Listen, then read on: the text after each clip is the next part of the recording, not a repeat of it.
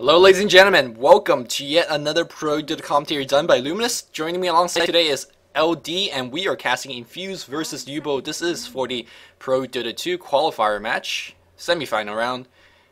And how are you today, LD? I'm doing great. This is Qualifier number 2, and recently in Qualifier number 1 we saw Dare make it into the pool. This tournament is for $20,000 for the Pro Division, as well as $10,000 for the Amateur, so these teams are fighting just for the chance to compete for a lot of money, so a lot is at stake, even though these qualifiers have not necessarily been publicized that much. And I expect to see both teams really putting their best foot forward, at least if they want to win that money. Infused is going to be playing on the Radiant, and YouBoat on the Dire. Have not seen too much of YouBoat recently. It looks like they're banning out a lot of more team fight oriented heroes here, between Invoker and Tidehunter. Yep, and banning Tidehunter is always indication that maybe you want to go a little bit more initiation type heavy. We do see the Enchantress ban, so let's see if Mini here is going to cope by banning the Chen themselves or allowing the Chen to be picked up first by the Dire squad. Now, one big thing about Wagamama is that even if they win this match, he has to do some personal stuff. He's actually live casting for a different event and will not be able to make it to the final matches if they advance to the final round of the qualifier. So Infuse is fighting an uphill in more than one way. So let's see if they can pull out the win right here. So they are gonna not ban the Chen. In fact, they're gonna go with a Lesh ban. So giving away a Chen, maybe they're okay with dealing with that, but Prophet gets picked up instead. Yeah, pretty smart decision there. Along the lines of what you were saying, I thought YouBoat was leaving Chen in the pool as well to force a choice there, but looks like they're not going to ban him, so they could pick up Darkseer and Chen.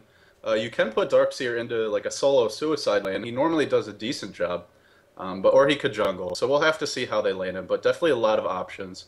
Of course, gives them a great chasing hero, some decent anti-push, as that Ion Shell is pretty good against creeps. So a start in terms of putting together the heroes they need to combat Furion.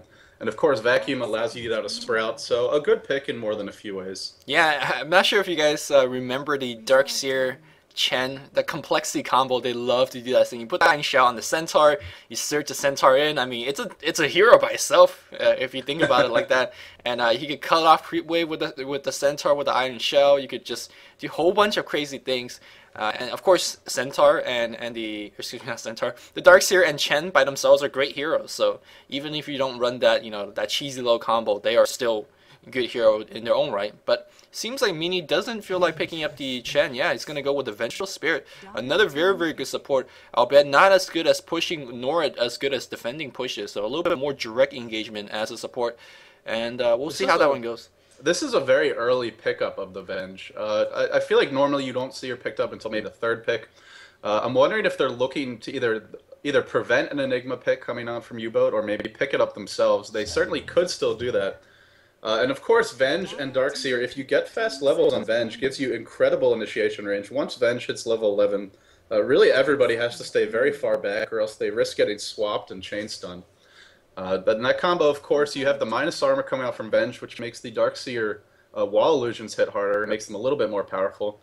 Now, of course, he doesn't have his totally ridiculous Aghanims upgrade anymore, but it's still quite decent. Even if he just goes for something like a pipe, he's got the farming ability to do it. So I think he fits in well with their lineup, and Enigma is going to be the pick, so using Venge to set up Enigma. Yeah, there's also another reason why they might actually be taking the Venge as well, aside from preventing the enemy team to get the Enigma, and then thus getting Enigma yourself. The other reason might be is actually Venge is a decent counter against the Darkseer. Darkseer relies on his positioning, relies on getting that first key vacuum off, but Venge just swaps you in, and then immediate Hex afterwards, or a stun, and then Darkseer suddenly becomes a food at that instant, so... Vengeful Spirit is sometimes picked as a counter to Darkseer, and now we have the kind of a good team fight lineup here with the Black Hole and the Vacuum, and of course a bit of pushing power being given by the Enigma. No carry being picked up just yet. Just about to say the same thing. We have not seen a carry yet from either team. We have seen 2 bans on carries between the Anti-Mage and the Lycan, although Lycan a bit more of a pushing carry, not so much your traditional damage dealer. Beastmaster going to be the ban, so even though there aren't any carries picked yet, they're not banning them, which to me is kind of curious. Frankly, I don't know. I guess Beastmaster could fit into Infused lineup, and we are going to see Stealth Assassin finally get banned. But Morphle's still in the pool, and he's been popular on and off the past, not so much the past week or two, but before that he was pretty popular, and really nothing has changed in terms of the hero pool, except Lycan and Syllabear have been added. And the 6.7 pore patch is in effect now, so Morphling is quite strong with his morph ability. Yeah, Morphling haven't been seeing too much play. I feel like there's some good natural counters. There you go. I'm getting lucky today. LD making the calls, and let's talk about that natural counter. Night Stalker is one of them, and seems like Infused is one of them to play a very aggressive and ganking lineup. And of course, Morphling, his best spell is Morph in terms of giving him that survivability, but a single silence, Fear of Darkness, will actually shut that ability down. And Morphling doesn't contribute too much in the early game teamfight. Sure, he does have a waveform, but you don't want to be waving in to start a teamfight. That's more of a finishing move, because he does put himself in harm's way. So I feel like the Dire Squad is going to have to find some room for that Morphling farm. In terms of his laning ability, 350 attack range isn't the best thing to actually boast. Even Venge outlanes you in a sense. So, not too sure how the Morphling will be laned, and it looks like we have a lot of hero that is really dependent on the XP on the YouBoat squad, and I'm not sure if they're going to be all getting it. I gotta go with what you were saying initially in terms of the counters to Morphling. Nightstar are one of the best counters. Yeah, in theory, Morphling can eventually get up a Lincoln Sphere. Of course, if he's already using Morph, it will continue to morph him to strength. So let's say he's getting ganked by Night Stalker. If he pops the Morph and then he gets silenced, he will still continue to morph. But the problem is that Morphling has 4 active abilities. He's very reliant on casting spells, even more so than other carries. Someone like an Anti-Mage has a little bit of innate tankiness and some other abilities that are not active-based. But for Morphling, they're all active. So if he's not able to get them off, he's going to be food. And on top of that, he needs a ton of farm to be effective. Whereas someone like a Night Stalker can pretty much get going with just Boots Bottle and maybe an Urn within the first 10 minutes. And at that point, Morphling's not going to feel safe farming anywhere. They also have the Enigma, which allows them to push very aggressively early on, depending on how they choose to lane him. I wouldn't be surprised to see him, if he's not offensive jungling, then maybe rotate towards the top lane, where Morphling is normally put. Wow. With Zeus as well. I think that's a good choice, actually. There's a lot of squishy heroes on the Dire. I do believe it's a good choice as well. And even if Morphling picks up that Lincoln Sphere, that of course he will be picking up, Zeus got 2 very spammable spells, Arc Lightning to be more specifically, that could cancel the Lincoln Sphere. Yeah, I could trade Lincoln Sphere charge 4 and Arc Lightning. I'm sure Infused are happy to do so as well. And Zeus, of course, pick for the big burst damage against these squishy heroes such as Crystal Maiden, Windrunner, Furion. And it's going to be good. It's going to be a great ganking partner for Night Stalker. Really, really love this pickup. Zeus is not a hero that we see too often. But going back to the point yes. You missed the most important thing. What? They're all blue. Oh, okay. Every single one of the Infused heroes are blue. I didn't even notice. Well, I mean, Darkseer's pretty purple. Darkseer's, Enigma's pretty purple. Okay, he's got a bluish tinge to him, though. Fine. But yeah, so, and of course, along the lines of what you were saying, all these heroes are very squishy on the Dire side. I feel like this is Infused's game to lose right now. They have more offensive heroes. They have some decent scaling. Of course, Zeus is not too bad in the late game because of his passive ability. Static Field allowing him to do percentage-based damage. So even if Morphling is, super farmed, you're still hitting him for, up to, I think it's 8% with each nuke of his HP? 11%. 11%, yeah, even more than stuff. I remembered. So that makes Zeus a pretty decent counter to even a very farm Morphling. Of course, he will probably be squishy, as Zeus usually tends to be. Yep. But yeah, I think that Infused, of course, going to be looking to be aggressive. That's going to be their key for success. Get some early towers with the Eidolons off of the back of some ganks from the Night Stalker. Maybe see the Darkseer roaming and looking to set up some pushes with the Ion Shell. Of course, you have Vanish, who's going to be fantastic for ganking. So that's going to be their focus, whereas if you're looking at the YouBoat lineup, they don't really want to have too many confrontations early on. They do have Sandkane, who's a good team fight hero, but he really wants to farm up a Blink Dagger to be able to position that properly. Windrunner not going to be the most effective team fight hero until she maxes out Shackle Shot, which will not be in the early game. So these early engagements, I think, heavily favor Infused, and we're going to see them try and force them. Yeah, although the Radiant does have a better, I guess, offensive squad, Dire's not too bad in terms of running away. We do have to wait for him, the big AoE slow from the Crystal Maiden. There's a Windrunner. Seems like Windrunner might be played as a support, although his item set does not suggest so. Of course, we have the Burrow Strike and the Sandstorm on Sand King. So if played correctly, the Dire squad won't be going down. It really comes down to positioning and play, as most Dota games are. So we'll see how that exactly works out. Now, let's go ahead and introduce the players real quick here. Yeah, go ahead. Please do the Dire squad. So I'm gonna go over YouBoat here. We have Bonds the Jaja playing that Crystal Maiden, Almighty Pinoy Honesty playing that Sand King, Wall Eater on the Morph lane. Niqua going to be on that Windrunner. Looks like he'll be soloing mid, and Poi going to be, or Poi, I'm not sure how that's pronounced, going to be playing the Prophet in the Suicide lane here.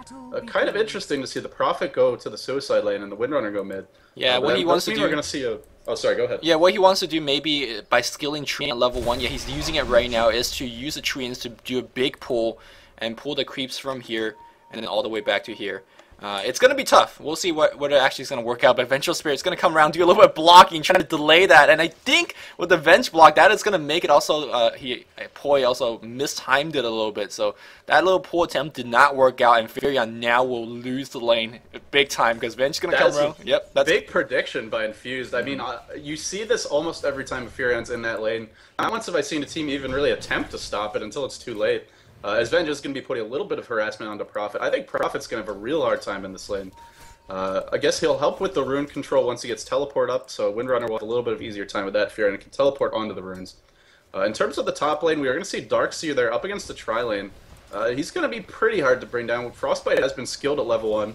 Of course, a great way to try and gank off the Darkseer. Wait until he pops Surge and then throw down Frostbite on him, and he'll be wasting that Surge, not able to run away. He's getting harassed quite a bit. Meanwhile, in the mid lane, Wagamama and Niqua trading a bunch of blows. Wagamama trying to rush the bottle, only 25 gold away.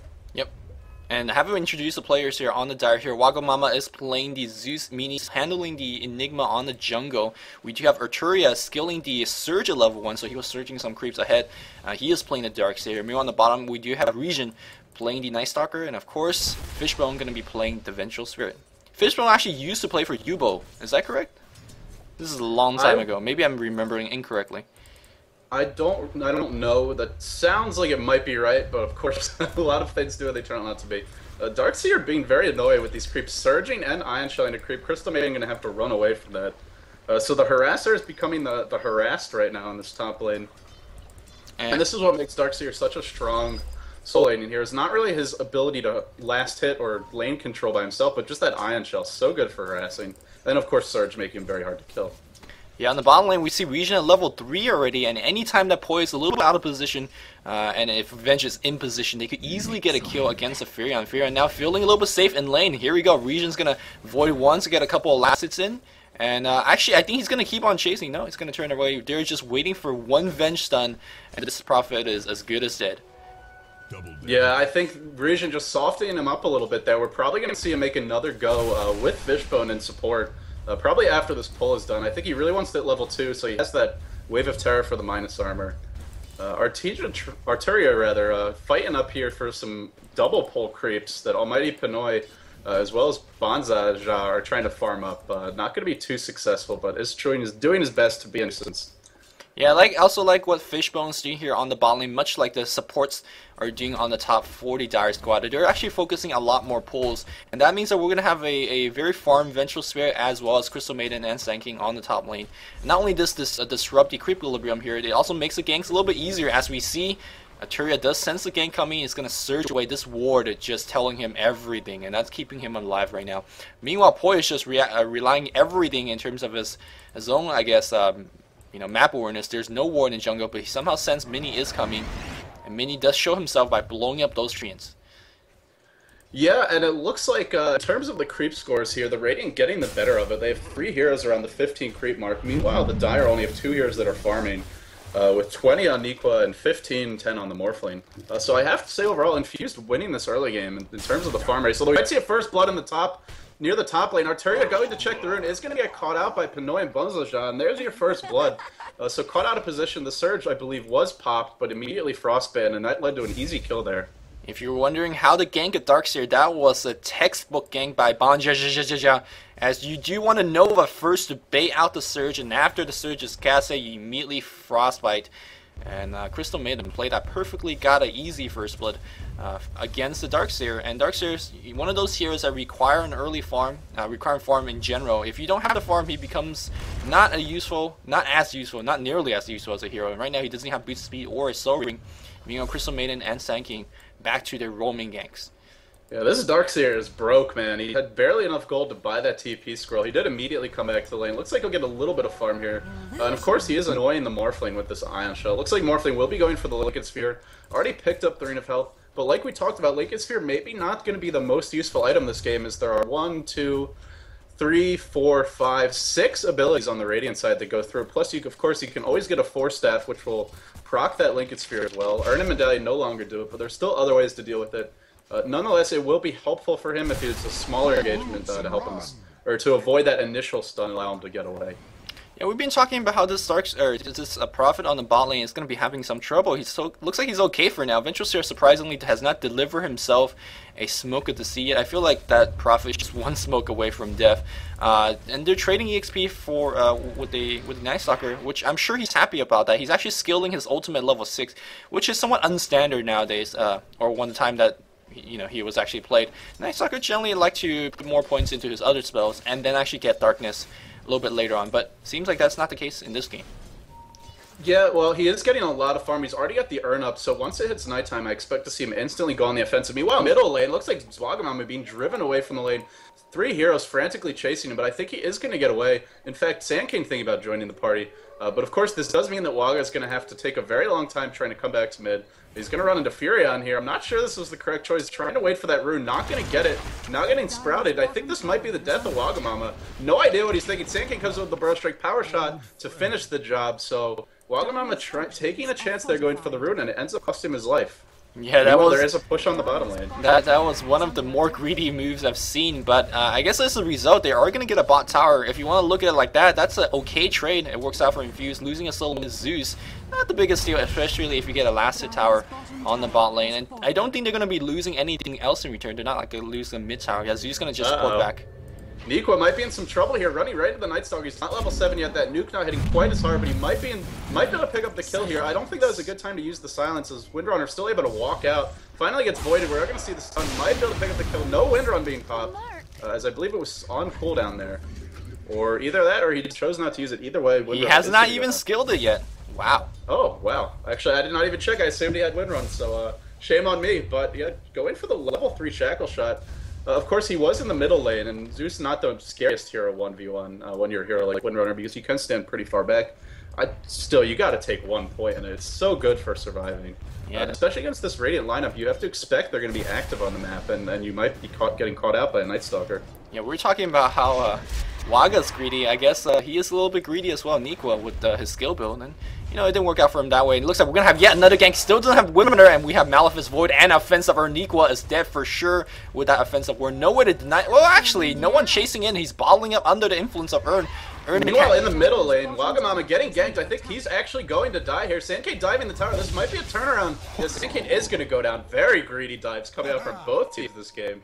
And so just as the action finishes up bottom, it goes up again mid, and looks like Wagamama going to be, once again, going to check a rune with very little HP. The Dire Ward does spot him. He might get killed by... Oh, actually, that's Crystal Maid. What am I talking about? No, he's going to be just fine. She is Amana. She's going to be the one to go down here. 3 heroes coming in. Sand King TPing, and this might just be a dead Sand King as well. Furion shows up. Furion really can't do much right now. Sand King getting dove. Nice sprout inside of tower range and the shackle shot. There's that level 3 shot. Night Stalker going to go down. And the chase continues. It looks like that will be the end of it. Mini quite low in the jungle. Not going to be able to come help defend this tower.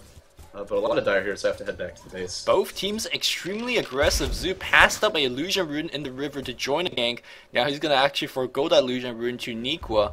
And I actually thought they were going to get the kill on the Sand King, but unfortunately the Urn was on cooldown for the Night Stalker. Could not pop it on the Sand King because he just used it earlier on the Crystal Maiden. I think that might have been a mistake. Did not need the Urn at all, and actually lost the Sand King and a Zeus because of that move. Meanwhile, we'll have a teleportation score going on the top lane. Vengeful Spirit is going to be joining this gank. Night Stalker pops his ultimate one more time to extend that artificial night, and you got to keep in mind, we're going to have that fear. Let's see if Wall Eater will be morphing the strength. Nope, looks like not. And nice chain stun. Yeah, no opportunity for him to get that fear off. He is going to end up morphling going down. Pretty big deal this early on. Speaking of the Night Stalker, I'm curious, will he go for a Quelling Blade? I mean, against a Prophet, especially when you're melee here, I think it makes a lot of sense. Even though it's a little bit later on, just to be able to get out of Sprouts, either that or keep on carrying Tangos all game. But once these Tangos run out, it's probably more cost efficient just to go with the Quelling Blade. In terms of item progression, Enigma has just been farming almost this entire game. He did push bottom a little bit. He's getting very close to a mechanism, and once that comes up, they can look to push very aggressively. Yeah, he's very farm for Enigma that's jungling gently. He's not really helping out in the board as well. It's about 700 gold away from a mecha. He's got a soul ring as well and a boost speed. Meanwhile, we do see the support ganking lineup of the Dire to roam into the mid lane while he ports in the mid lane. So that's a very interesting to play support. And we do see port backstabbing. Actually, Burrow gets dodged, and now Magic Missile and a nuke going to Almighty, but he somehow survives. No one focusing on. Oh my god, finally one of them goes down. Morphling going to be in a little bit of trouble. This is the earliest I've seen Morphling ganking in a game. Sandgate's still alive. How is the Sandgate not dead? Oh, Sprout, there's a Tango, but he's not using it. He might be able to get away here. It's going to get earned, and looks like he'll back off. So in the end, I gotta say, I'm surprised that did not go worse for YouBoat. As Sandking completely whiffed the Burrow Strike, and Prophet TP'd into the middle of 4 heroes. And he found himself a regeneration rune as he's looking for a gank on the bot lane. Night Stalker will spot him very low in the mana. Don't even have enough for a void. He's not going to go in. I feel like Night Stalker might be actually going back into the base and to get some quick mana regeneration. Maybe they're going to go mid instead. Still don't have enough mana for that void yet. If he turn it into interest, he will though. Now going to get the bottle here from the Zeus. And the gank continues here. And it's very important for Region to make that first night to be extremely effective. Playing Night Stalker and in the relationship, it's all dependent on that first night. I'm sure you guys know what I'm talking about. Region is roaming up to the top lane to find himself a Windrunner who finally has Face Boot and Windrun now. Oh, nice TP out. Somehow he knew Night Stalker was coming. Absolutely no wards to spot him, but just good map sense there. If he'd waited a second or two longer, he would have gone down for sure. So that was a really big play, even though it resulted in absolutely no hero kills. Because if he went down, that would have not only been a kill, but it would have turned into a push on this top lane. As we now see Zeus heading up there as well. And Night Stalker, I don't think we've mentioned this, but even though he doesn't have any great pushing skills per se, he doesn't have any summons or any abilities that do a lot of damage to towers, he's still a really effective tower pusher because he scares everyone away from defending the tower. He's very tanky, he runs right in, and nobody wants to be standing there fighting him toe-to-toe. So that was a very good escape by Windrunner. Nonetheless, looks like they're going to try to push top, but without Enigma, the Radiant really doesn't have many pushing abilities. Yep, Region's now going to roam back to the mid lane to help out the defender. Another artificial light. This is the third darkness being popped. That's when you know that you're using darkness whenever it comes off cooldown, and it's a very effective way to make your first night as long as possible. Glyph use on the mid tower, but here comes Region. He is invisible. Windrunner already used her spell. Actually, they're not going to chase though. Oh man, Region just 2 seconds late to the party. Really wanted to go in there. I think he was thinking about diving, but in the end, wisely chose to back off. We are going to see a push. The mechanism still not up on Enigma. I believe it's being flown out right now. Indeed it is. And with pop that mechanism, buckler though, to get the little bit extra armor. So you can, in fact, I believe you can pop the buckler and then immediately have the mechanism cooldown ready when it gets delivered. Yep. So that would be pretty smart. Not the biggest deal though. Prophet combined with the winner, they're going to completely clean it up. And I guess they don't know Night Stalker's Invis because he's hiding in between these towers, really wants to make a go. I think Sand King is the target of choice here. You do not want to eat an epicenter under the shadow of the enemy tower, but let's see if they're going to go in. This could be very bad for you, it's not looking promising at all. Yeah, it's a 3v5 situation. They think the tower's going to protect them, but looks like it's not. A vacuum on 3. Ultimate from Zeus right now, but Burrow Strike from Pino. I think he's going to die to the Urn regardless here. Urn gets him in the end. Oh, this Ion Shell being such a pain on the Night Stalker. Morphling again trying to defend the tower, not farming. This is never how you really do not see Morphling played this way very often. And it's because he's not too effective without items. In fact, one waveform, he's going to have to go back to base now. Not really able to do anything. Meanwhile, Prophet doing what he does best, which is pushing the other lanes and completely not helping his team mid because he can't. So a nice tower trade, all things considered, for the Dire, but I definitely think losing the tier 1 mid a bigger issue than losing this top tower, as it's much more important for Roshan control. Yep, but the fact that the Dire does still have their tier 2 on bot lane means that they will have another tower to TP to, and that one still a healthy amount of HP. Meanwhile, we do have Enigma up to 600 gold. I wonder whether he's going to upgrade his boots, most likely going into Arcanes. And then we'll see whether it's going to be a BKB. I think that would be a great choice. Or it's going to be a Blink. Meanwhile, we'll have a little bit of engagement back in mid lane. Can he make it out? He gets Sprout to use Vacuum to cancel it, but there's a bite. Oh, that Frost Strike is going to do it. Oh, the power shot. Completely chain stun. Really nice job by this Crystal Maiden. Every time Surge is popped, immediately Frostbites. And then Darkseer getting countered pretty heavily by that. In terms of farming, we've been talking about this Enigma. The world is really his oyster right now. He's got more creeps than anyone else on the map. And of course, the Radiant do have an edge in terms of the towers here. They're leading by 1, so we are seeing a farming Enigma, folks. Honestly, surprised he didn't go for a Midas Radiant build. but he's still going to be quite effective with these support items. Now, a lot of those creep kills are neutral, so that's less than the usual creeps, but still a sizable amount, especially for a support. And that's why Mini able to farm up for so many items, and it's going to continue to add to that. Region, meanwhile, picks up a Vanguard, and I do believe it is a good item choice in this game. I think Hood might be very good as well, and he should actually consider picking up. There's a lot of damage coming in his way. It's also magical based, and it really makes him that true tower pushing tank that like LD was talking about. But the push is coming from the bot lane. We have Pina waiting on the wings with Morphling waving back out. Yep, he is going to TP out, going to the top lane now. And he's TPing into a Nightstalker who has the ultimate and a Vanguard. But he is going to get some backup here from the Sand King. So let's see if Nightstalker gets baited into going on this Morphling. I don't think he's going to, as every Dire hero is missing except for him at the moment. Hiding in the secret shop. Needs to back up soon. He might get ganked out here. Sand King coming around the back. This is a very greedy dive by Region. I think he's going to pay for it. Strength Morph is not active, but oh, he's so tank. With that Vanguard, as the center goes off, he does go down. Yeah, it was just not enough. Interestingly, he did actually go to Secret Shadow and pick up a TP scroll and a Quelling Blade. So maybe a telepath. Maybe he was listening to the stream in a sense, but no, he probably knows what he needs to do. Mini, by the way, takes a Shackle Shot in mid lane. Niqua is stunned up, but she has a pipe, or a Hood of Defiance, sorry.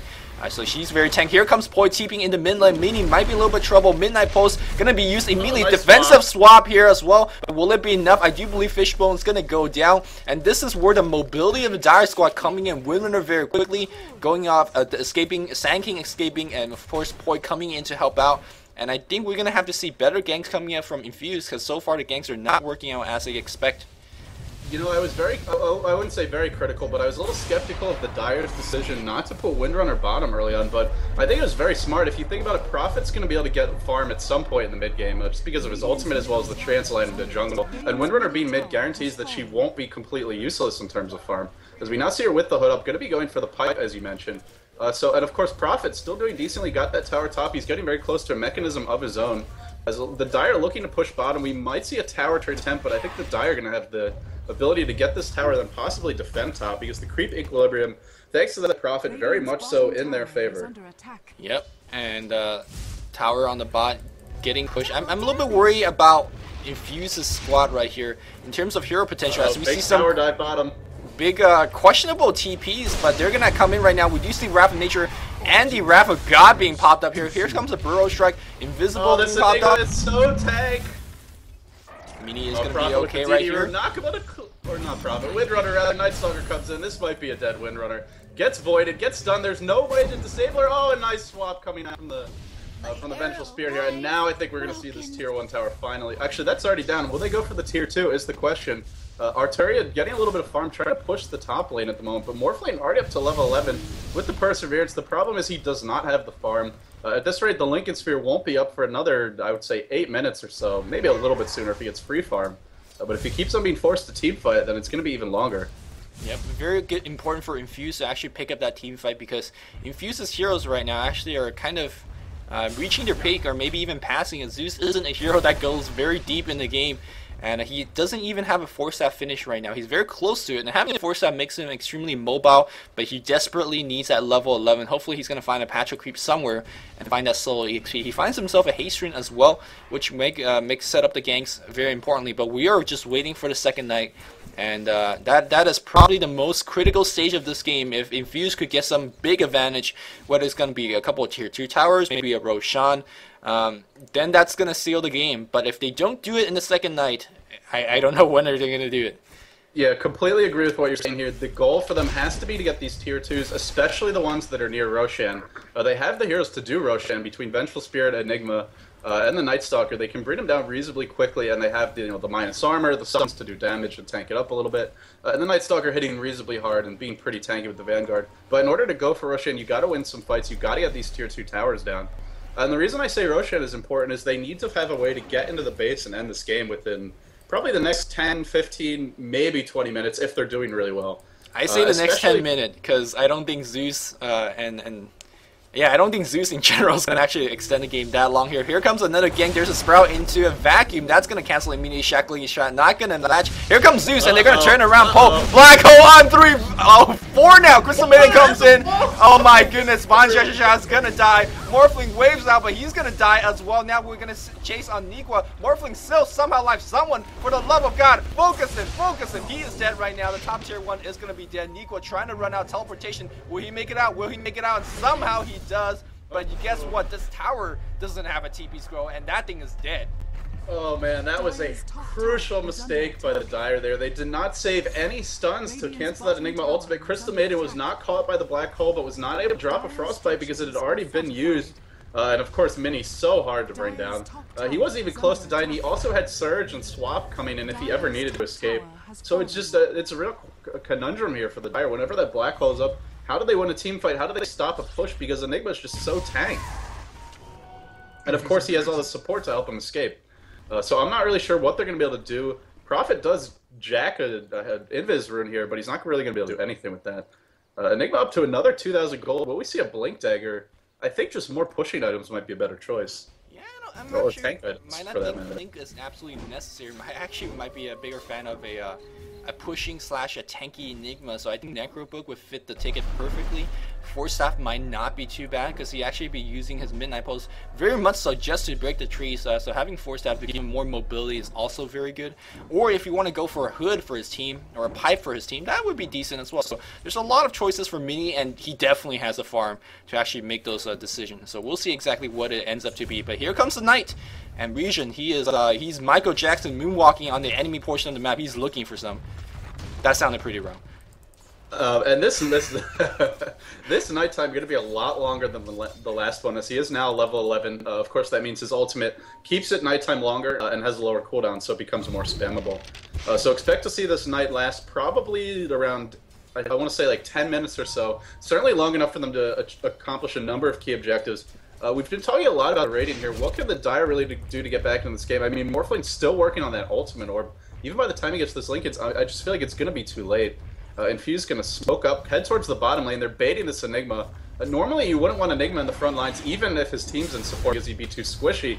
Getting Burrow Strike to tower. Nice swap. Well, actually, bad swap, but in the end, Sink ain't going to go down.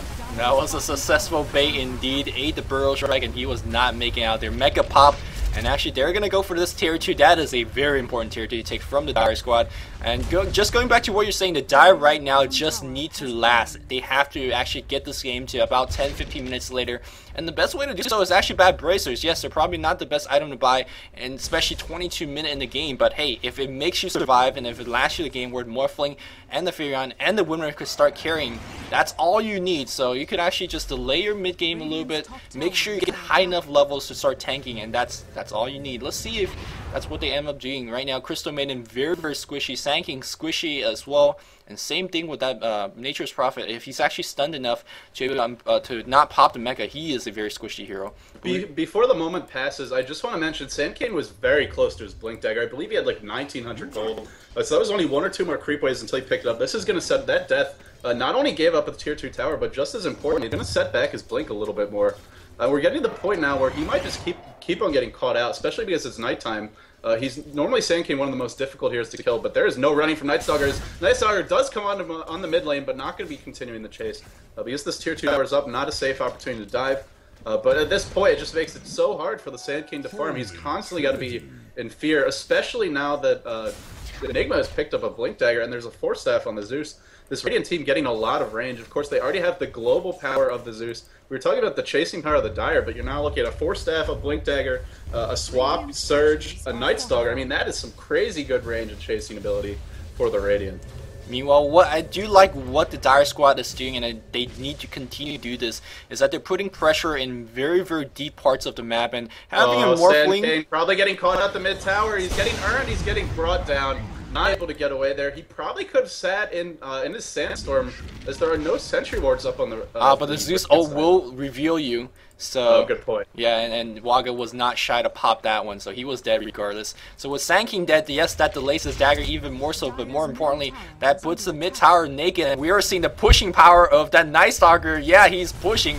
by running in and driving everyone back. His teammates now mowing down the creep wave, and don't stay shackled up. Well, Achura eats that one, but no really follow up. And here they're waiting for the creep wave to ever so slowly run across that river. And I do believe that this tier 2 tower will be going down as well. Yeah, Prof in the meantime trying frantically to push out this top lane. But the tier 1 tower is already down. I don't think he's going to get anywhere near the tier 2 before this tower drops. Pipe is dropped as well. Sand King actually not having a blink, but perhaps the Radiant a little bit fearful of it. They're going to pop the pipe, get that tier 2. I expect them to back up. Maybe go for Roshan now, if not go for... They're going to go for the high ground after blowing the pipe. This is a little bit risky here, although I think they're confident Sand King won't get the ult off, as Regen is there to zone him out. 4 staff on the bench. Sand King's staying very far back. That's pretty much all he can do right now.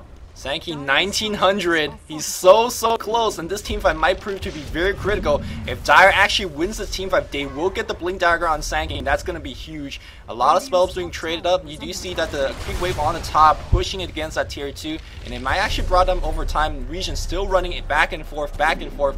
Vengeful Spirit dodges the Shackle shot here. Level 9, so not the longest range on the swap. And I do believe this is time for them for Infused to back off, or maybe they're waiting for the second iteration of the pipe, which is going to come down. I disagree. I think they can keep on going here. The mechanism's back up. The pipe will be back up shortly. The Blink Dagger's up on Enigma, and you can just surge that Night Stalker, put the Ion element, and what are they going to do? There's no blink on the Sand King. If he gets even like within 2,000 units of this fight, Night Stalker can run him down essentially. 2 Hero Shackle shot, but of course the pipe makes that very important. Tower about to go down here. We're seeing a bunch of Fury on Treants being brought up, so the decent anti-push from the Scourge delaying this, but the tower is slowly getting sieged. It's already down to one quarter health actually. And now might be the time to back up as the pipe was just used again. Yep, Sand King 100 go away from his blink. He's gonna have it unless he just somehow gets ganked right now, which I don't assume to happen. So Sand King in the next team fight will make this, or yeah, in the next push, will make it absolutely difficult. We've been talking about the Sand King Blink Dagger, and I think it's worth mentioning Zeus one of the best ways to deal with blink initiators. Indeed. Because his ultimate will allow you to prevent them from blinking. The key will be, can the Radiant get vision? Especially at nighttime, Night Stalker probably going to be able to scout him out. You also have the Wave of Terror to help do a little bit of scouting. So I think it's still going to be tough for him, but at least gives them a fighting chance with the blink. Yeah, it depends on how Waga is, how much he is up to Waga. It's his decision to miss or not miss, and we do see a point booster being picked up here on Waga. Great choice. Right now, the Radiant just have to get the items that allow them to win in the next 5 minutes. If they can't do it in the next 5 minutes, they can't do it at all because the Dire squad is not getting any weaker. Crystal Maiden finds a ward, and that's her early birthday, but she also finds... Sand with the ultimate, not going to hit anyone, just the Night Stalker. He's way too tank, gets swapped out. Stun coming out on Sand King. Sand King doesn't have the pipe. Enigma on Black Hole Lady, 3 heroes. Oh, and the Darkseer wall is dropped, and nobody's running away from this Night Stalker. Crystal Maiden goes down. Sand King going to be going down shortly, I believe. Is he going to TP out? He does TP out Night Stalker. Wow, a lot of TPs away for the Dire. In fact, only Crystal Maiden going down in the end. But I believe the Radiant can just rotate mid here and at least do some damage to this tower. I'm not sure they can. They use Wall of Illusion, Black Hole, and they killed a Crystal Maiden. We are seeing the tanky power of the Dire to actually putting themselves alive. The pipe doing immense help there. There was just no AoE damage. They had the vacuum and a Black Hole, but unfortunately those stuff don't do the damage. And now Regen's gonna run in and try to at least bring down the tower, but Crystal Maiden is back. The Dire side regrouping, but the more important thing is that Dire doesn't have an epicenter as well, because that was used. So every big ultimate is gone. The Eidolon starting to do some damage. Shackle shot not latching, and I think, yeah, another barrage of spells will destroy the creeps. And I feel like Infused might have to be forced back up. Nope, they're going to pop the pipe and continue the push. And here we go, one more time up the high ground. Will this be it? 4-step in for Venge. Sand King gets swapped in. He does go mid. They don't have any detection for him as far as I can know, but they have Zeus. And that's really all they need. One pickoff happens on the Venge. Looks like this fight is going the other way. Very surprising. A little bit greedy perhaps by the Radiant there. And Night Stalker even having the agonism. I'm surprised that they're not getting better initiations here. Of course, we were talking about being able to pick up the Sand King. It's not as important now while the Epicenter's down, but still, you know, that AoE stun, probably the best teamfight ability on the Dire, along with the Shackle shot, and they're really just, I'm surprised. They're going to have to back off here. Arguably, they could have at least made a Roshan attempt, although it would be dangerous without the Black Hole and without the wall. So I think probably the best bet for the Radiant at this point, wait for both of those spells to come back up, and then either go for a big mid push or force a fight at Roshan. They need to end this game soon, and I believe the Lincoln Sphere is up on Morph. Indeed it is, and he's got Blades of Alacrity. So he's starting to get pretty scary. Once he picks up one more item, that Manta style going to make the silence from Night Stalker a lot less effective, and Morphling just incredibly difficult to kill. Yeah, that base defense was absolutely key. Not only, well, you defended your Rex, but you bought yourself at least 2 minutes of time. And that means at least 2 Wrath of Nature being dumped out to keep pushing the wave to buy yourself even more time. And, well, that's Zeus Illusion its own, but no big deal. But in any case, we do have the Morphling getting more and more farm, like you pointed out. It does allow the Dire to do stuff like this, get themselves more territory back by getting smoke ganks. They have a lot more time now. And that nighttime, it is ending. Yeah, I mean, we've been talking, well, I've been talking here and there about Roshan, and of course, having it be nighttime is a great way to, you know, at least prevent the enemy from Roshan, and even if they're on the Dire side, if you have that Aghanim's Night Stalker, it is very difficult to pull off Roshan, plus the Zeus, a bunch of ways to give them vision. They do have a Zeus Illusion here scouting out the pit, so there won't be any Roshan attempts for a little bit. The other nice thing for going for the Dire, they have a Furion, which means all the lanes are constantly pushing in their favor as long as he's spamming that ultimate, which for the most part, he's been using it pretty regularly. He's saving it for team fights right now, it looks like. But even just TPing in pushing, it means that it's difficult to go for Roshan because you're constantly having to deal with pushes in the other lanes. In any case, they are grouping up again, not interested in even attempting that Aegis. This time the tier 3 tower is down. This is going to be a very difficult defense for the Dire. Will Sand King be able to get off an Epicenter is the question. The Radiant playing this one pretty safe, really not committing to anything. Radiant waiting for the next creep wave for that pipe as well. And Mini has a Black King bar to his item, sorry. So another early pipe! They're popping these pipes so early, but I think they're at least going to do some damage to the Rex here. The Glyph is up for the Dire. Yeah, Glyph is going to be popped. This pipe is gone now, and I think it's a good time for Sand King to go in. He is channeling the ultimate. Yeah, channeling the ultimate, he goes in. Only hitting one hero though, not the biggest deal in the world. Fights breaking out all over the place. Windrunner running for her life from Wagamama. BKB, Enigma, who already popped his black hole, being focused by Morphling. Not the best target selection in my opinion. Not gonna matter though. Night Stalker goes down. Everyone dying here for the Radiant. Somehow a bad epicenter still doesn't matter. Yeah, they got the Rax though as well. Arturia, the only one surviving, but not for long here. He is gonna get chain stun down. And that was a team wipe for a trade of a Rax. I'm not sure whether that's worth it. We're going to see Prophet TP the bot immediately and try to put some big damage to that tower as well. Venge is going to come back. Venge is going to find some EXP on the top. I think it's going to let the bot tower go. Oh no, in fact, the Dire is going to be going for Roshan immediately. And that might be the nail in the coffin right now. Even though they just lost the Rax in between all the AoE, I feel like Dire will have enough to defend the mid and actually even push out the mid if they want to do so. Or we're going to see yet another suicidal push, if you want to call it that way, down another lane, perhaps bottom, to really seal the deal. But unfortunately, the next time they're going to be dealing with Wall Weeder with an Aegis and a Manta style, so it is going to get increasingly harder. Well, Luminous, I think I might be eating my words here. I said 10 to 20 minutes, and you said 10 at most. It looks like it's not even really going to be 10, and they're already falling apart. I think, you know, a little bit over-eager to force some of these fights. They could have just sort of slow-rolled it, sieged up the Rex. With some Darkseer illusions as well as the Eidolons from the Enigma, but they really went all in there. Enigma just not able to find a good black hole. I'm not sure whether they could have, because sieging up against a Windrunner up the ground, it's so dangerous. You never know when the two-man Shackle Shot's going to hit. And when it does, well, you know, team fights gets very, very lopsided. Yes, very important thing that somehow the Blink Dagger for Enigma got cancelled, and he just BKB'd in. He was a very menacing figure.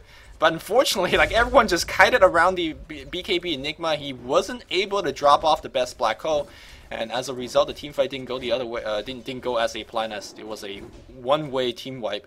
So right now, of course, Infused trying to push out the creep wave, and it's going to be so difficult to do that against a Wrath of Nature.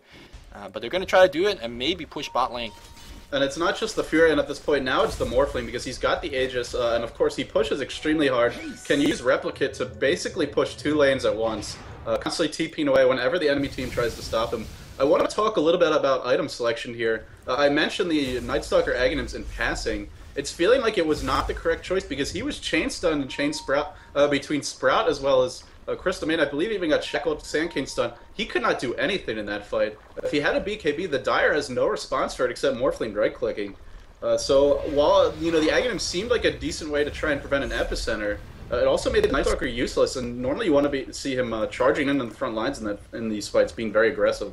Well, he is working towards a BKB right now, but the question is, will he finish it in time? And it looks like the game will be decided in this one push, whether the Dire will defend here or not, or buy themselves more time. Meanwhile, Poi is pushing the mid lane. He's adding himself quite a bit of items, so very far away from his Hex. Morphling in the jungle here, farming up with the Manta done and 1,700 gold. That means he does have the buyback, I assume, Yeah, he will have to buy back if he needs it. I don't think he will with the Morphling, the ability to, or excuse me, with the Aegis and the ability to morph around his stats. But we'll see the pipe pops again. It's going to give him the high ground. They're going to focus on Nikwa. There is a 4-staff out, and we do see Pino. He's waiting. Glyph was used. No, Shackle Shot's going to miss. And again, Radiant gets driven back. Yeah, you know, if they want to initiate, and Windrunner was the only hero that was really in range. But of course, between the pipe, Ultimate Orb, and the 4-staff, Windrunner's so hard to take down. Oh, and the Windrun ability. How could I forget that? It's in the name. Yes. And it looks like they are going to back off here for a little bit. They really have to. I feel like that's been one of their biggest issues, is they just can't find a good time to pop the pipe. They've been using it very early, and then it's not up when they need it. It cost them in the last fight pretty big time, and this time, while it doesn't result in any deaths, it delays the push even more, which of course makes the Morphling as well as the Furion very happy. Furion, interestingly, had an Ultimate Orb, goes back for Medallion of Courage, rather than trying to complete that Hex Stick or that Scythe of Vice straight away. Medallion, I mean, how do you feel about that? I think it's decent versus Nightstalker because he is pretty tank with that high base armor. But the Hex would be so good, especially if you can get some initiation on the Enigma. So what are your thoughts on that? I think they were very, very desperate to get a kill against Nightstalker. They realized if we kill the Nightstalker, there's really no real DPS output from the Radiant side. Like, what is really doing the damage? Zeus does some, but I mean, we are at a point of the game, 35 minutes, and the pipe is going to reduce quite a bit of that. Yeah, the Nightstalker right click is mostly it, aside from a couple of stuns coming here and there from Venge and Malefice and whatever else. So if you could bring down the Nightstalker very quickly, and the fact that he doesn't have the BKB like you pointed out, the -6 armor will increase everyone's DPS output. Now, of course, the Medallion's only like 1,000 gold, so it is delaying the Hex a bit. But I think it's well worth it, and the reason why Region went down so quickly in that last team fight was probably due to the Medallion, so I think it was a great choice. I don't think they really need the Hex desperately, because if you count the numbers, then we got Shackle Shot, we got Burrow Shrine, we got Nova, and a Bite. That's plenty to disable, especially against a melee hero that charges in. So I think it's a very smart choice, and still, I do believe Morphling at this stage of the game does not do enough damage. I mean, Mantisau and Lincoln Sphere sounds like that's a lot of item, but if you actually look at his damage, it's only like 100, like 200. That's not that much for his carry, especially 35 minutes in the game. Yeah, Morphling, normally a hero that goes for very defensive items early on, and now that he's got the Manta and the Lincolns complete, I expect to see some big pickup. Maybe something like an Eye of Skady, a Butterfly, something that's going to allow him to do a lot of damage. I guess he could go more tank because in theory he's going to be right-clicking harder. And a BKB is certainly a possibility, but you're dealing with an Enigma Black Hole, so that BKB not going to be too helpful for you, at least in terms of being able to avoid stuns. So we'll have to see where he goes. But of course, at this point, he can spend that gold because he's got 2 lives, and of course, Morphling is already basically a cat with 9 lives, having 4 escape mechanisms. Very difficult to bring down to begin with. Now with the Manta, the Linkus, the Aegis, going to be almost impossible to kill. So I don't think he needs to hang on to this gold. As soon as he gets enough for whatever item he wants, he should purchase it. And the disconnection party still continues, because Infused Fishbone disconnected as well. I guess an interesting choice that he could actually take as an item choice for Wall Eater is actually Endearer Blade. It's an item that we don't see too often, but if you pop the EB on the Nightstalker, that's yet another mechanism to bring him down. Of course, you are up against the Zeus. Well, I mean, I don't think he cares about getting nuked down. Well, he does have the Lincoln, so yeah, it's certainly a possibility. I feel like the fact that increased Sanking ultimate damage, like his rest of his squad is very magically based. But I also like to see a Veil of Discord purchase from someone in the squad as well, because that will increase everyone's damage by a ton, and so that's very decent in my opinion. But I think right now, even with down 1 Rax, I feel like Dire is in a pretty good position just based on the hero synergy. And if you look at the kill difference, they're not down at all. They're pretty even in that nature. So if they could hold out this game, the game is still undecided, but I feel like there is a big advantage leaning towards Dire already. Yeah, being down 1 Rax is really not the biggest deal in the world, especially when you have the clearly superior late game carry and the Morphling. It's also worth noting this is an example of a game where the gold differential does not really tell the tale. It's only, what is it now? I believe it's only like 250 gold, or no, I'm doing my math wrong. It's like an 800 gold difference, which when both teams have about 50,000 gold earns absolutely nothing. But of course, that's not really an accurate assessment of the game. It's not quite as even. The real question here is, can the Radiant get down another set of Rex before it's too late? Because the Dire is going to do more with that gold. Morphling makes much more effective use of it than any of the Radiant heroes. The only one who's even in not even in the same area code, but maybe in the same state as him or the same country as this Night Stalker. And he's gone for very tank items which are not, it makes him hard to kill in these fights, but it's not going to allow him to do any sort of damage late game. Yeah, we'll see whether the Infused squad decides to farm for a little bit more, as dumb as it might seem. Farm a little bit more, wait for the nighttime. We are about 1,300 go away from a blocking bar. That can turn the game around. Like I pointed out, the Morphling still does not do enough physical damage at this point of the game. And if you shut down the magical side of it, what is actually Dire going to do to you? Not much. So that can be at now, but I don't think Infused is going to sit around and farm it. The game is they're getting very desperate. You guys saw them just running up the hill looking for whatever they can. And another way to go about this game is actually to back up, farm, and then go for ganks. Try to bait the Dire into some sense of false security, and try to work it that way. We'll see how Infused is actually going to do it. Maybe the first thing first is to actually reconnect to the game, though. That could probably be important.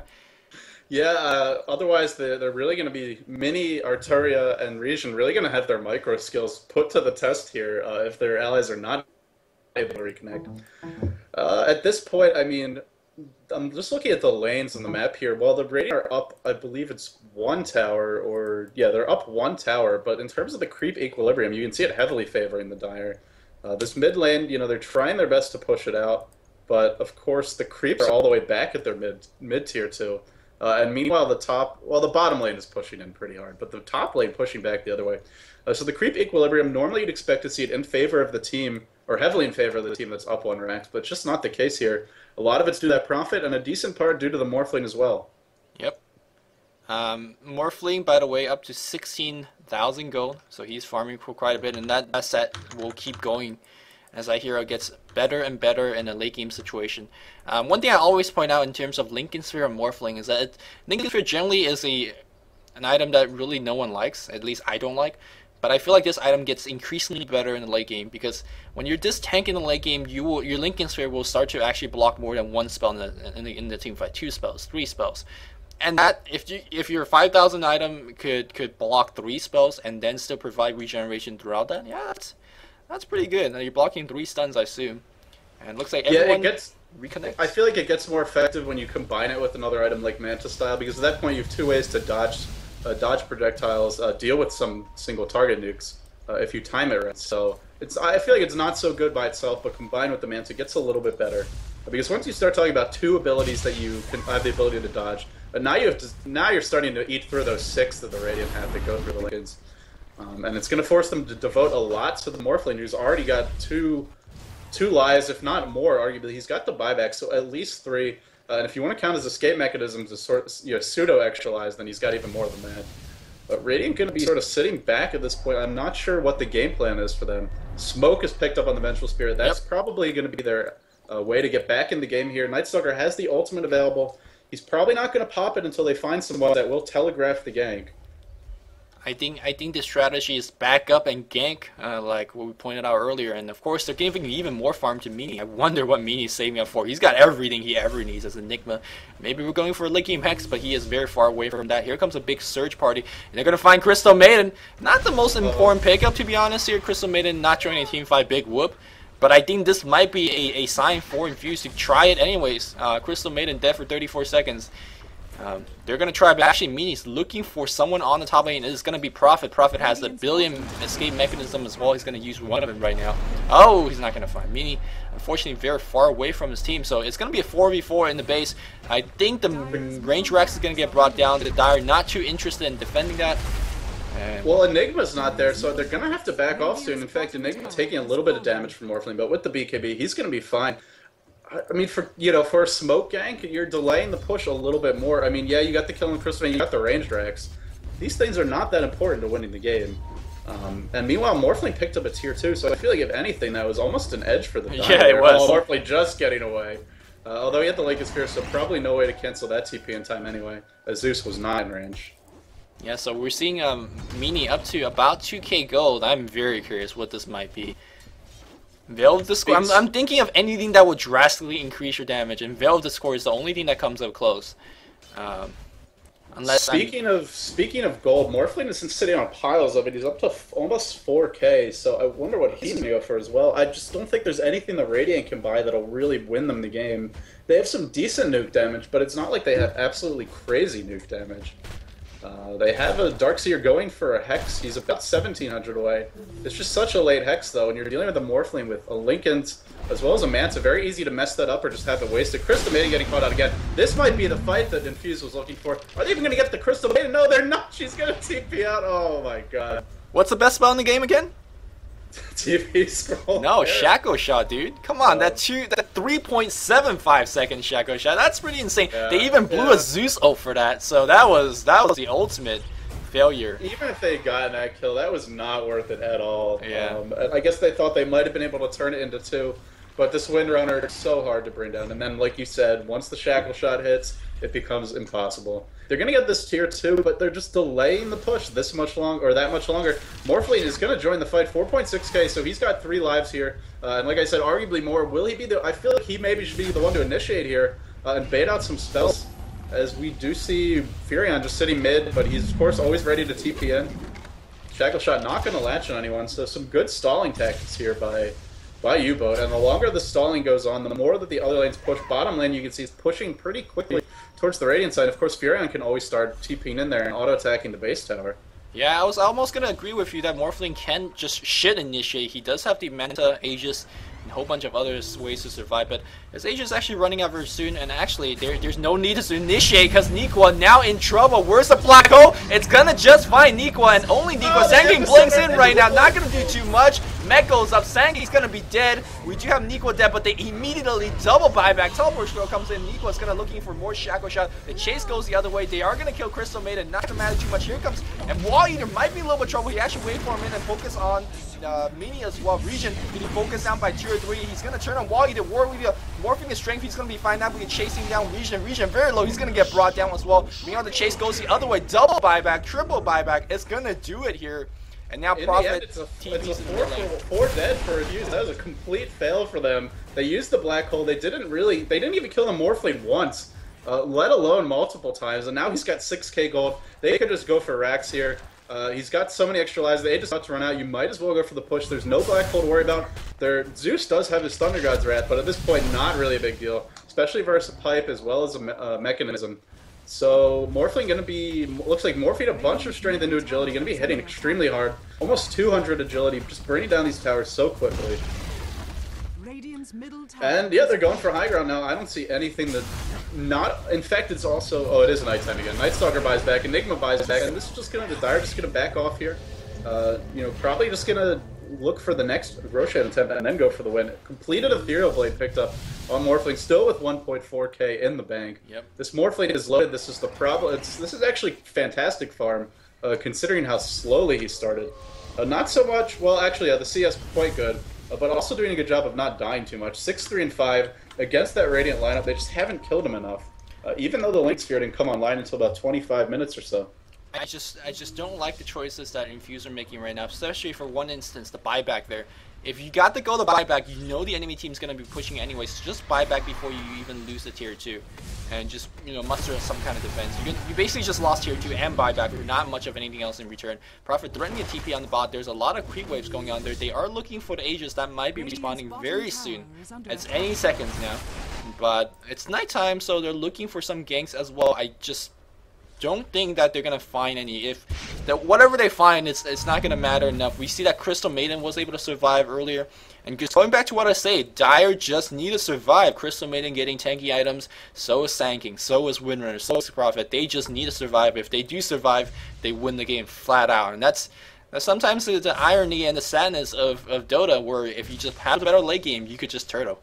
Yeah, one of the best pub strategies, in my opinion, is oftentimes just to pick more carries, because inevitably your opponents will not end the game soon enough. Even if you feed a bunch, oftentimes you can still carry. Of course, in these pro games, they are a little bit more coordinated, to say the least, so we're going to see a bunch of Dire here smoking in the jungle, only going to find Eidolons, and they are going to immediately reveal the smoke. I guess they figured they were spotted out.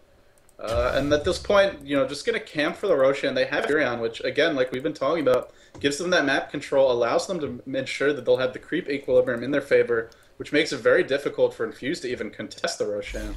once it does respawn. Night Stalker has been sitting the same item for the past 10, 15 minutes. All the Radiant heroes. Oh, Waga's got himself an extra ultimate orb. Not that's gonna do anything. But it is the 10 only stats. real progression for the Radiant here is Darkseer's picked up the Hex. Wall Eater just picked up a DD. That's not a good time that you want to take a fight. I would honestly, I mean, okay, the Aegis just popped there, and of course the Dire immediately know that Roche ends up because they had the Aegis. Radiant is aware of this, but again, the lane's pushing. They can't sit here forever. Morphling and just sit in the pit, and the team can be Sand King ready to blink in Epicenter. Honestly, I feel like Morphling should just stay there. He's got does he have buyback actually? Yeah, I believe he's got buyback if he needs it, and I think that'd be a perfect bait. He could also morph a little bit more to strength if he wants to make sure he survives. Either way, he's going to play it safe and back off. I suppose when you're starting to get the advantage back in your favor, no reason to take unnecessary risks. Yep, exactly, because again, the creep wave are pushing, Prophet TPing to the top lane. Yes, he does have that teleport scroll to join back the base defense whenever necessary. So he's going to threaten and force the Radiant to go back. And anytime you do force a TP, well, you buy yourself even more time. So it's just so annoying to play against this combination. You're trying to push uphill, you can't do it, you gotta defend your own base, and your latest carry is a Night Stalker. That is just not going to be a good combination. Yeah, and for anyone just tuning in, I see a couple people asking, this is a best out of one, and the winner of this game advances to the finals for Qualifier number 2. This is again for the Pro Dota 2 League. And this is just to get into the tournament, and you know, for just a qualifier match, pretty good match I have to say. Definitely back and forth. Interesting heroes, but of course, Roshan attempt going to be made now. Really nothing the Radiant can do. I don't know what Mini is thinking here. If he gets caught out, this is going to mean racks for them. Although I guess he's got buyback, but even so, I don't think this is a good time to fight. The team is not here. They're slowly grouping up. It's going to be too late, though. Aegis picked up on the Morphling. So Radiant kind of just asking to get picked off here. Mini being very aggressive. I honestly think the Dire could go on him now. Oh, here comes Mini. He's surged up looking for Nico, and Nico does have Force Staff and Pipe. And are they going to go for him? They're going to settle for a Crystal Maiden. Shaco Shot is going to be attempted. Region is hasted up. There's a Vacuum on 2. Are we going to get a Blink Black Hole? Nothing attempt yet. They are going to pick up Bon Jaja, but Morphling now doing work. Double kill so far. Black Hole just on 2, but where's the DPS coming from? They are somehow going to pick off Wall Eater and Poi. Teamfight going decently right now, and now looks like Morphling might be in a small trouble. He's silenced up. He's going to go down. Come back from the Infused. They're going to go straight in the and base. He's dead for a long time. He does have the buyback, but I'm not sure Morphling can do this on his own. Epicenter is up, though, and that's going to be absolutely huge. And the Radiant blew all of their ultimates, so what can they really do? They can't go for Roshan. I don't think they can go for high ground. It was a big win, but it's really not the end of the world for YouBoat. Definitely not what they wanted to happen in that fight. Don't make any mistake about that. It's getting a lot closer than Infused has been for the last 10 minutes, I say. They actually want to fight. I don't think... they might forgot the feeling of winning a fight after this, because... That was a much better Black Hole than we've seen before. I also want to say... Darkseer, a really decent way to deal with the Morphling in these late game stairs, especially when Morphling morphs so heavily into agility. I think that's a blunder by him. He had the Aegis, I guess he got a little cocky, but you can't be sitting at 1200 health, especially against all of these disables from Radiant. If you get caught out, you are going to die. Even though you're quite high in terms of armor, you're still weak to the nukes. At this point, if he's going to sit on agility this heavily, he's probably going to need a BKB. Not sure what else he can do to survive, besides maybe better positioning. He tried to backstab in that fight. He did pick off Zeus, but he used Ethereal Blade. Zeus immediately dropped the ultimate and a Lightning Bolt, and it almost killed Morphling. So the Ethereal Blade, double-edged sword in that regard. Yep. Speaking of BKB, Night Stalker picks up one. Enigma going for a Reaver.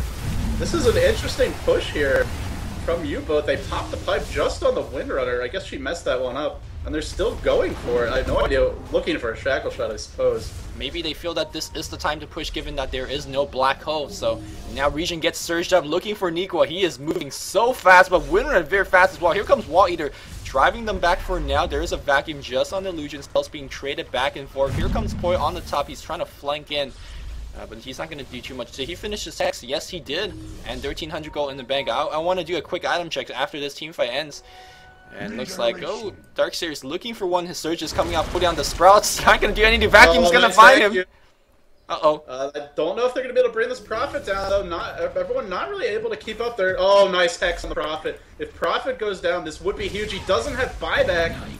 Oh no, the Prophet is still alive, pops the mechanism. Is he gonna live? At this point, he's just stalling. Wall Eater frantically trying to push in the bottom lane. Centaur stopping. The Prophet gonna go down.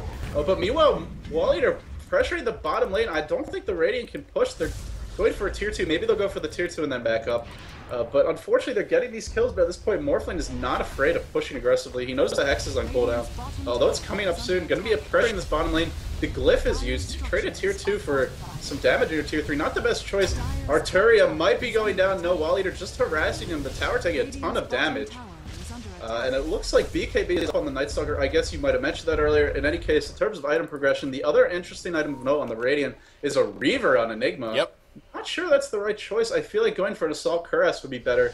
Although he may not be able to finish that anytime soon. Nico getting caught out here top lane is going to be able to force staff himself back up. So hard to kill this Windrunner. You know, as much as we're counting out Infused, they're not counting themselves out, and I think that's the most important thing. They are playing this game, they are grinding it out, and they're getting closer to victory, a lot closer than Chase before. Going the other way, and Nate with the black hole, big black hole catching Morphling, and Sand King not going to pop his ultimate. He gets brought down. Crystal Maiden trying to TP out. Will we swap? We will. That's 3 down. I think Infused going to get another set of racks here. If not, go for the throne, as they do have a bunch of time. Morphling has buyback. Sand King does not, and that's probably the more important here at this point. Morphling does not have buyback. The cooldown.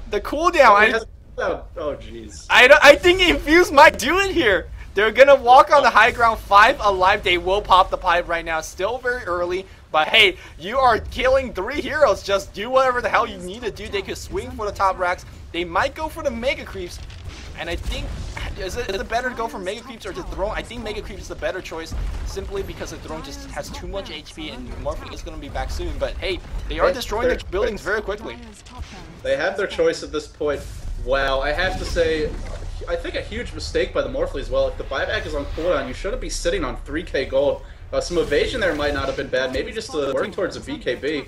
And you can see, even though Morphling normally very hard to kill, if he gets caught by the black hole, it doesn't matter that he has a Lincoln Sphere. He gets right-clicked and nuked down to death. Windrunner getting swapped, and this is going to be the game. No way that YouBoat going to defend this, I think. Maiden trying to drop a huge ultimate. Go for the Mega Creep. Stop chasing the heroes, although I guess if they're going to feed you, it's okay. Sand King feeding. YouBoat completely falling apart here after making a really nice stand for most of the mid-game. Very surprising. Wow. I feel like he was playing fantastic and then just all fell apart. Wow. You know why we shouldn't call games too early? Because there's always a chance where your team will just throw away a 1 game. Yes, YouBoat, I'm talking to you, sir. Sirs, you 5 players.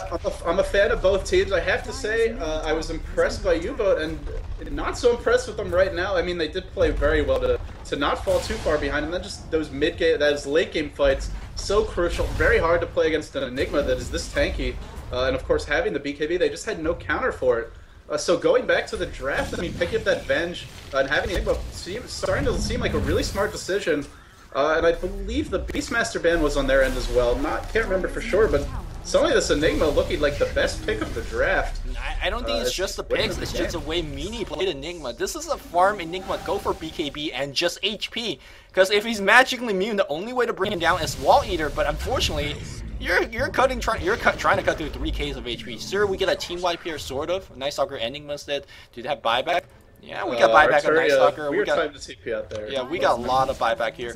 Arturia is gonna be dead, but he also have a buyback. He's sitting on 5k. And the defensive swap, guys, don't get fancy now. Just get the hell out. If you die, just buyback. No problem here. And the thing is, come on, guys. They're so desperate to try to save each other. They're gonna get a hill on Sand King, so never mind what I said. Arturia might be actually going down, but I don't think they're gonna bring down Nico. Here comes Port teleporting in. There's a Hex. He's gonna force that in an awkward angle. Venge is gonna get killed down as well. Oh, Shackle shot on Zeus. Zeus probably going to go down as well. I don't think it's going to matter. The GG even called by a spectator from the looks of it. Don't really like that, but either way, not a big deal. Prophet going to be running for his life here.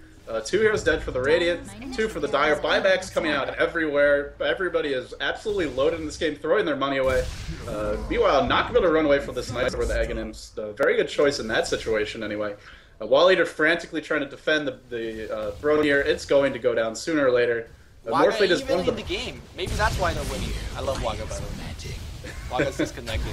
He's going to go down here, but Wall Eater gets hexed up. He's going to go down here. No buyback, definitely. Or maybe the cooldown is done, but now the throne Ancient Fortress under full siege. GG well play is called. And indeed, it was a well-played game from Infused. Yeah, well played from YouBoat as well until the very end. It is so hard to play against an Enigma late game if you don't have someone who can just hard counter his ultimate. If any, especially when you have squishy heroes or a carry like Morphling who needs to be squishy to do damage. A very difficult situation to be in. So well played by Infused, but at the same time, YouBoat gave them a run for their money. I was very impressed by them throughout most of the mid game. And in the end, it is going to be Infused who advance to the best out of 3. So we have another best out of 1 coming up. And we'll have the teams for you in that one in just 1 second. But thanks for watching, guys. Yeah, I do believe it's Fnatic versus NextKZ, unless they change the teams. But yes, we'll be coming back momentarily. Don't go anywhere. And of course, as always, thank you for watching. This is Luminous and LD signing off.